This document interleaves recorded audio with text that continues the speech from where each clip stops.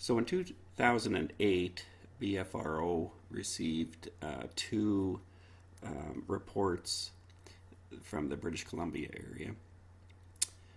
One was about 10 minutes outside of Lumby, BC, and it was from a mother and her son on an acreage. And it was a fairly warm night, so they had their windows open. And at 2 o'clock in the morning, they were woken to some really strange cries that were coming through the valley. They suggested that it seemed that the sounds were heading towards the east, and they were listening to them for about 20 minutes off and on.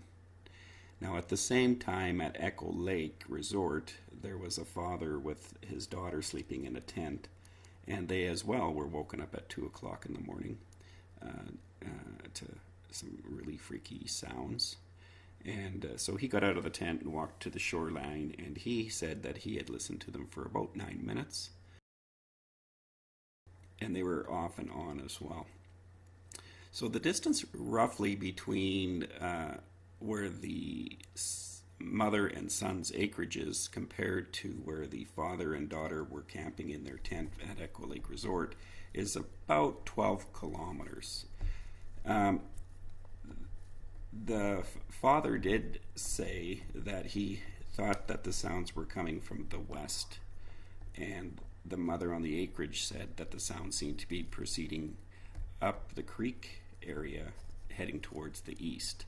12 kilometers is a pretty fair distance, so I don't know if we're dealing with two different animals or one animal that seems to be incredibly loud.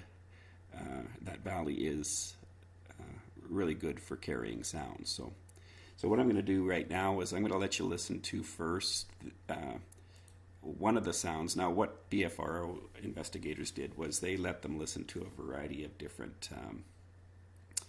vocals. And the first one is, forgive me if I get this wrong, I think it's the pile-up Washington howls. And this was the one that she had said sounded most like what she had heard, and her son said the same. So I'll just play that one first.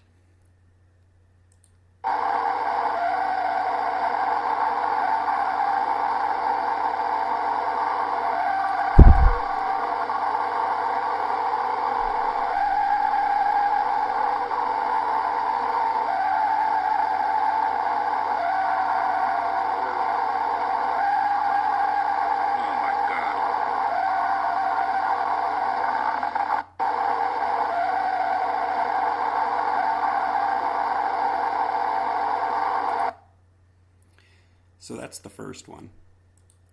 Now, the father and daughter, when they were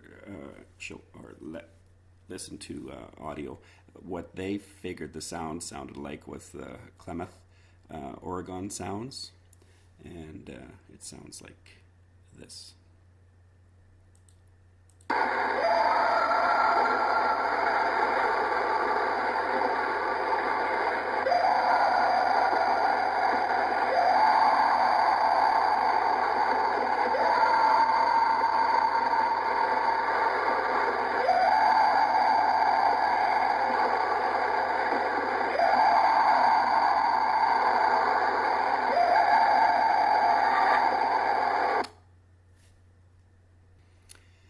So you can see they both definitely sound strange, and they definitely sound crazy and bizarre, and certainly would be freaky hearing at 2 o'clock in the morning for both sides. We have audio recorders up there. We'll be playing or recording up in that area for approximately 3 months in the valley. And if we get a comparison, we'll let you hear what those sound like. I just want to point out to you that both of these sounds that they had reported them sounding like, as far as the Klamath calls and the Puyallup calls. Now, Thomas Steenberg had did some research, and there were some pretty freaky calls that came into his area too. What about, have you heard any vocals yourself personally? I've heard a lot of strange noise, but to me, my opinion on that is a noise in the woods is just that, a noise in the woods. If you didn't see what did it, You basically just got another mystery in your hands. So that's the There kind of could thing. be other explanations for it. You ever heard a mountain lion, a real mountain lion, go off at certain time? They don't sound anything like the old Disney nature films we used to watch growing up. It'll unnerve you. A screech owl will make you jump out of your skin. There are a lot of strange things out there. Sasquatch will obviously make noise. People report everything from loud piercing whistles to like a woman screaming and stuff. I've heard a lot of strange noises out there. I can't say a Sasquatch didn't do it, but like I said, stick defects, every defects. I heard a noise. I did not see what made it. There was a famous sound that has been through. A lot of my colleagues got mad at me for this. Don't know if you remember it. But in 2004, we were hot on the trail. It was first reported to John Green, and John passed it on to me. There was a couple living up here behind, near the Chehalis Reserve, in the trailer park there on the Chehalis Flats, and something was making these strange high-pitched crying calls out on the flats at night, and they couldn't see it. And John suggested to him, well, next time it happens, put your camcorder out. He said, well, it's pitch dark, you won't see it. Yeah, but at least we'll hear what you're talking about. And we did. And we got immediately interested because they were sounds exactly like the famous Puyallup recordings. Oh, Yeah, from 69, 70.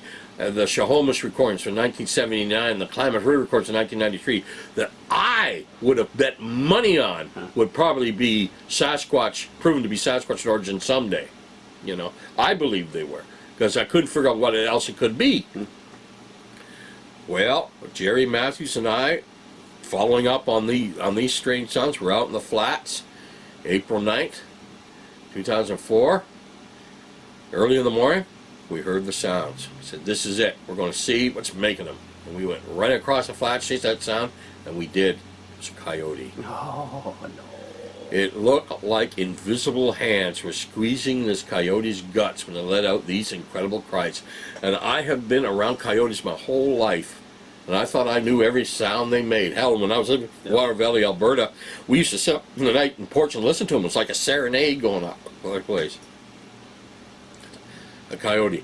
And when a second coyote came bounding out of the bush, they both reverted back to that familiar yip, yip, yipping type noise we've all heard a million times, and they went off like two happy puppies jumping all over each other, and off they went. And what I think it is a rarely heard location cry, letting another coyote knows where it is, And people are, when I announced this, and of course, when I announced it, I said, that means, in my mind, as far as I am concerned, we've also explained the way the Puyallup recordings in 1969-70, the Chehalis recordings in 1979, and the Klamath recordings in 1993. They're probably coyote, this rare coyote call. Yeah. And people, especially people who use these sounds in their so-called call blasting, did not want to hear that. Yeah. John Freitas and guys like that, guys I know and I like and I think do good work, they were so pissed that they heard that. They were attacking. Oh, you don't know it was a coyote. I said, yes, you did. I saw a coyote making it. Did you video the coyote making it? I said, well, no, but you think I'm lying? Which struck me as odd. I said, you're willing to believe a Sasquatch did, but you won't believe a coyote did, which sounded strange to me. But there you go. Yeah.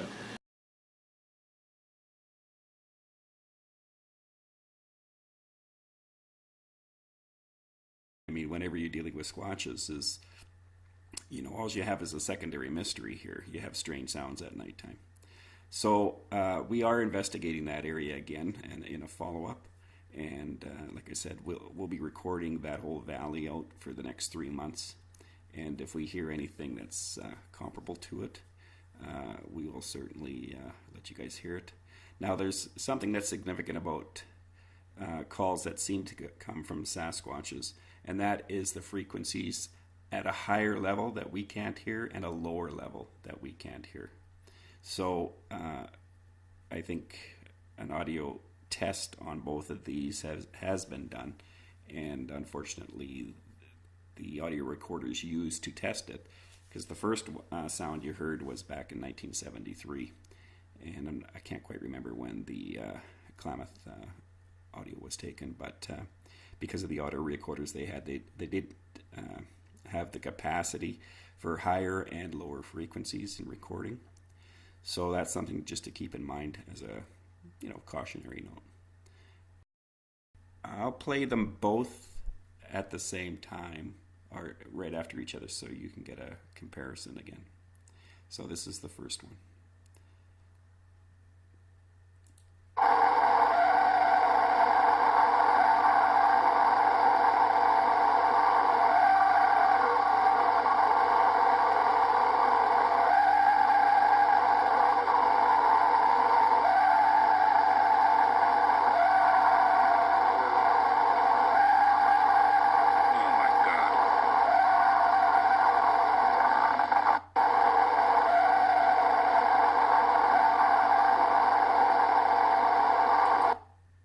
Which is the father's sound, he said.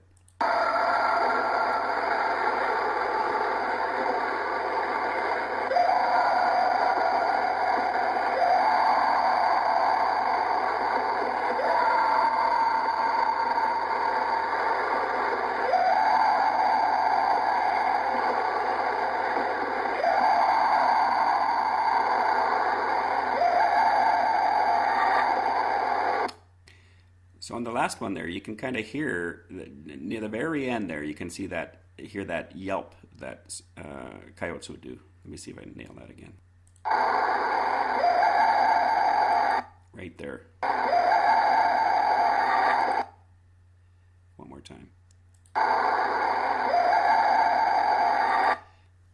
So again, I can only, I trust Thomas's ear, and I trust what he says when he actually seen coyotes do that.